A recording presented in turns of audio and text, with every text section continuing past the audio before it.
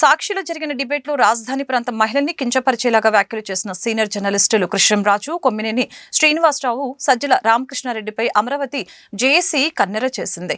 ఈ వ్యాఖ్యల నేపథ్యంలో ఇప్పటివరకు జగన్మోహన్ రెడ్డి, భారతిరెడ్డి మహిళలకు క్షమాపణ చెప్పకపోవడం దుర్మార్గమని ఆక్షేపించారు. రాజధాని ప్రాంతంపై విషం చిమ్ముతున్న సాక్షి దినపత్రిక టీవీని తక్షణమే బ్యాన్ చేయాలని డిమాండ్ చేశారు. గుంటూరు లాడ్జి సెంటర్లో శనివారం అమరావతి జేఏసీ ఆధ్వర్యంలో ఆత్మ గౌరవ దీక్ష జరిగింది. ఈ సందర్భంగా సుధాకర్ రావు, వాణి, వీరారెడ్డి, గాయత్రి మాట్లాడారు. జగన్, భారతిరెడ్డిలు చరిత్రహీనులుగా మారకుండా ఉండాలంటే మహిళా లోకానికి బేషరతుగా క్షమాపణ చెప్పాలని డిమాండ్ చేశారు. అప్పటిదాకా ఆత్మ గౌరవ దీక్ష కొనసాగుతుందని ప్రకటించారు. సభ్యకరంగా అత్యంత నీచమైనటువంటి భాషలో అమానవీయమైనటువంటి రీతిలో మాట్లాడి అటువంటి డిబేట్ని ప్రోత్సహిస్తున్నటువంటి సాక్షి యజమానురాలైనటువంటి భారతిరెడ్డి గారు ఇప్పటి వరకు క్షమాపణ చెప్పలేదు. అంటే మీలో ఎంత కరుడు గట్టిన నిరంకుశత్వం ఉందో దీన్ని బట్టి అర్థమవుతుంది. వైఎస్ జగన్ గారు నిందితులకి మద్దతుగా మాట్లాడుతూ ఉన్నారు.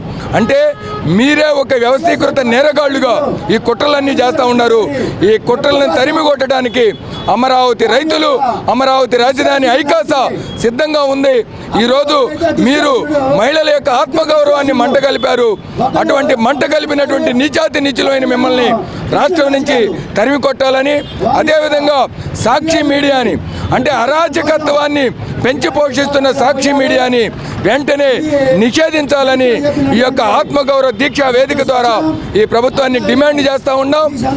మీరు గనక సకాలంలో యాక్షన్ తీసుకోకపోతే అమరావతి ఐకాస పెద్ద ఎత్తున ఉద్యమించి ఈ యొక్క మహిళా ఆటంకవాదుల్ని, అభివృద్ధి ఆటంకవాదుల్ని, మహిళల్ని అవమానించేటువంటి ఇటువంటి నీచమైన మనుషుల్ని ఈ రాష్ట్రం నుంచి తరిమి కొడతామని హెచ్చరిస్తూ ఉన్నాం. ఈరోజు మహిళలు ఎంతో మంది ఇక్కడ మరి లాస్ సెంటర్లో ఒక ఆత్మ దీక్షగా మహిళ అందరం కూడా మరి పోరాటం చేస్తున్నామంటే 4 రోజుల నుంచి జరుగుతున్నంటే మహిళలపై విషం జల్లి ఆత్మగౌరవాన్ని దెబ్బతీస్తే క్షమాపణ అడుగుతూ ఉంటే ఒక స్త్రీమూర్తి అయినటువంటి భారతిరెడ్డి గారు వాళ్ళ మరి జగన్మోహన్ రెడ్డి గారు ఇద్దరు కూడా క్షమాపణ చెప్పడానికి ముందుకు రాలేదు.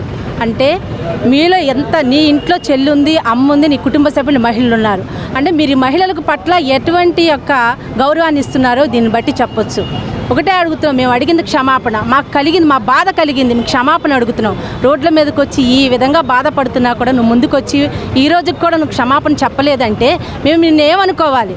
అంటే ఇక్కడ కూటమి ప్రభుత్వం వెలుగులోకి వచ్చి మరి అభివృద్ధికి తోడ్పడుతుంటే దాన్ని తట్టుకోలేక కొమ్మినేని శ్రీనివాసరావు కానీ, మరి కృష్ణంరాజు కానీ, సజ్జల కానీ, మీ వాళ్ళు ఎవరైతే ఉన్నారో వాళ్ళందరూ మమ్మల్ని అడ్డు పెట్టుకొని సాక్షి వేదికపై డెబిట్లు రాసుకొని వచ్చి మహిళను కించపరిచినట్టు ఇప్పుడు మాట్లాడుతుంటే ఇప్పటికి కూడా నువ్వు వచ్చి అది తప్పు అని చెప్పట్లేదంటే నీకు మహిళల పట్ల ఉన్నటువంటి ఎటువంటి ఉద్దేశం ఉందని భారతిరెడ్డి గారిని అడుగుతున్నాం.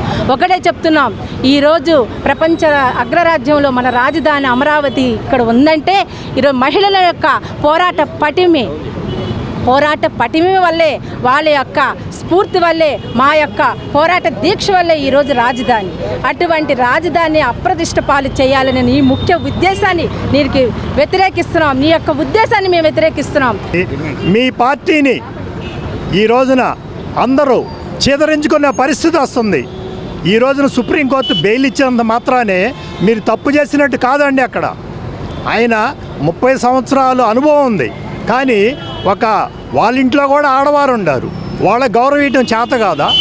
వాళ్ళ ఇంట్లో గౌరవం వాళ్ళు రాష్ట్రానికి ఏం గౌరవిస్తారండి?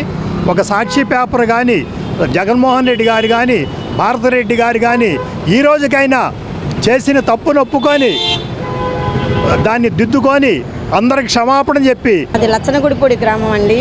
నా పేరు గాయత్రి. జై అమరావతి, జై జై అమరావతి. ఈ వారం రోజులు ఏదైతే చేశారో జగన్మోహన్ రెడ్డి కానీ వాళ్ళ వ్యాఖ్యలు చాలా జుగుప్సాకరమైనగా ఉన్నాయి. ఆ వ్యాఖ్యల్ని వాళ్ళు విరమించుకొని వాళ్ళు క్షమాపణ చెప్పి వెంటనే మా రాజధాని మహిళలను అవమానించిన తీరుని చాలా బాధాకరమైన విషయము. దీని మీద వీళ్ళు స్పందించి వెంటనే భారతిరెడ్డి కానీ, జగన్మోహన్ రెడ్డి కానీ వెంటనే క్షమాపణ చెప్పకపోతే చాలా చరిత్రహీనులైపోతారు.